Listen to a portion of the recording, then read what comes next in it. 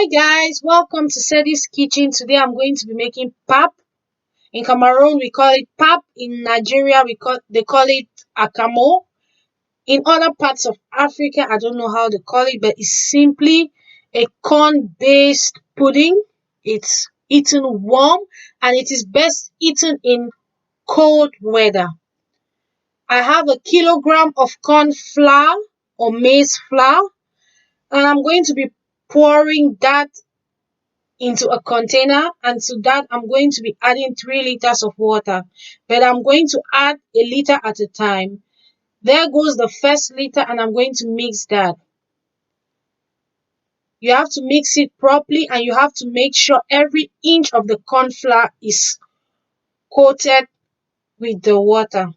Normally back in Cameroon we don't use corn flour, we use corn itself, that's the maize itself, either fresh or dried.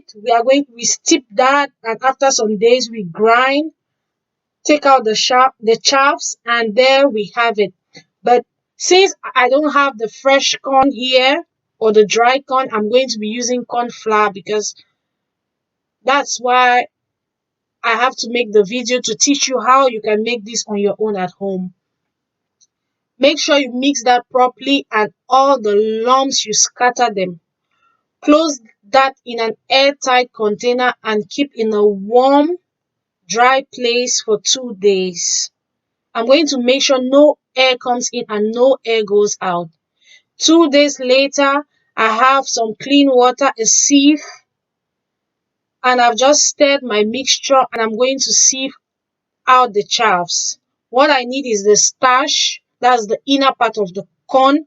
So I'm going to just sieve that away. The starch is going to go through the sieve, and the chaffs will remain in the sieve.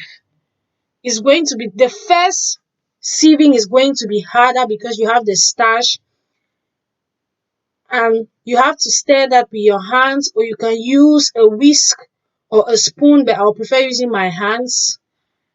And there you go. Take your time, sieve that. You don't want to see chaffs in your pudding or your pap, so just take your time and do that with your hands and squeeze. Now I have the chaffs, but the chaffs still feel very thick, so I'm going to pour in some water to that so that it can wash away all the starch in the chaffs. That is so thick, else I'll waste the starch. So I have to pour in some water. Now you see it's going to go through better. I'm going to keep washing, rinsing out the starch and throwing away the chaffs. This is that part of the making you don't want to get involved, but trust me, it is worth it. When you have the end product, you know it is worth it. Now I finished washing, and I'm going to scoop out some spoons and keep aside. This I'm going to use to make breakfast this morning. It's about 8 a.m. and I'm going to scoop out some spoons and keep aside for my breakfast this morning. I'm going to be having that with Accra banana I made with cassava. I'm going to keep those spoons aside.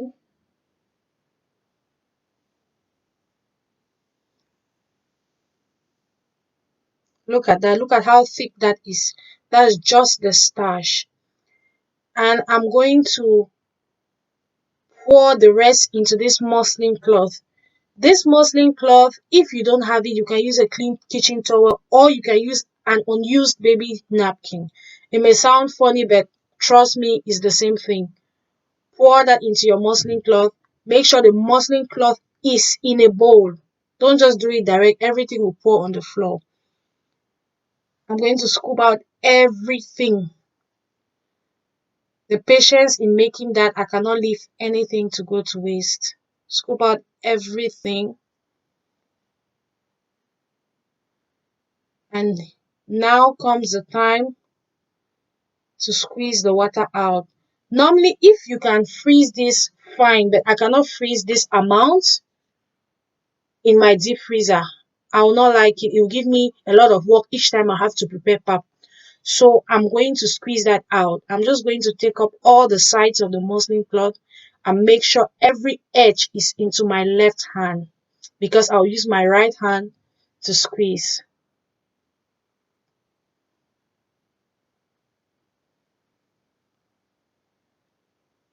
While you are lifting it up, you already see the water draining out. That's a good thing about the muslin cloth. Normally back home, we use a bag, what they call mukuta bag, or not mukuta bag, but rice bag or salt bag. Now I'm just going to turn and squeeze, turn and squeeze, turn and squeeze. Look at that. The water is just coming out. And you have difficulty because of the starch. Yeah. So you have to press, just turn and squeeze. Normally back home, they will just tie the muslin cloth, the edges, and place something hard on top of it. Put it on a hard surface and place something hard, anything hard on it, and the water is going to just squeeze out naturally. But I don't have that time and I don't have the space for that. I've squeezed out the water. There you have it, my pap, but I did not want it dry. I wanted it in a paste. If you want it dry, you can squeeze out the water completely. Then you have a hard starch. I'm going to put that into Ziploc bags, just portion sizes enough for my family and I. I eat this with my husband. My children don't eat it. They don't like it. I'm going to just put it into little Ziploc bags, portion size for 2. Yeah, there you have it. Look at that. Beautiful, rich. We always buy this, but they tie it in another type of paper back home. 50 francs or 100 francs. Look at that. I'm going to label them, pap, and put that in the deep freezer. I'm also going to put a date on it because I don't want to remove the pap and mix another recipe thinking it was something else. Never make that mistake. So I'm going to label all that. Look at that.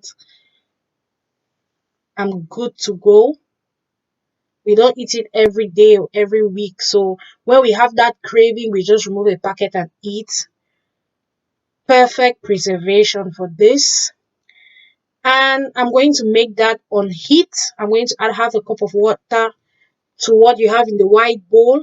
And I'm going to stir that on the fire in a pot for 5 minutes. Make sure your pap is properly cooked. This is fermented food. There you have it. Look at that. Look at my pap, properly cooked, beautifully served. I'm just going to squeeze some lemon on that. That flavor, that taste of the lemon, that's what I love in my pap. And I don't love sugar, so I'm going to add honey to my pap. I love eating my pap with honey. You can add sugar to yours. You can add whatever sweetener. Some people even add milk to theirs. Pap is also given to children. People always add milk to it when they are giving to children. Children really love it for breakfast. And it's always eaten with puff, bread, akra, so many other things. But I'm eating mine today with akra banana. Akra banana, if you want a recipe of this, you can find it on my channel. Thanks for watching. Don't forget to subscribe and like. Bye.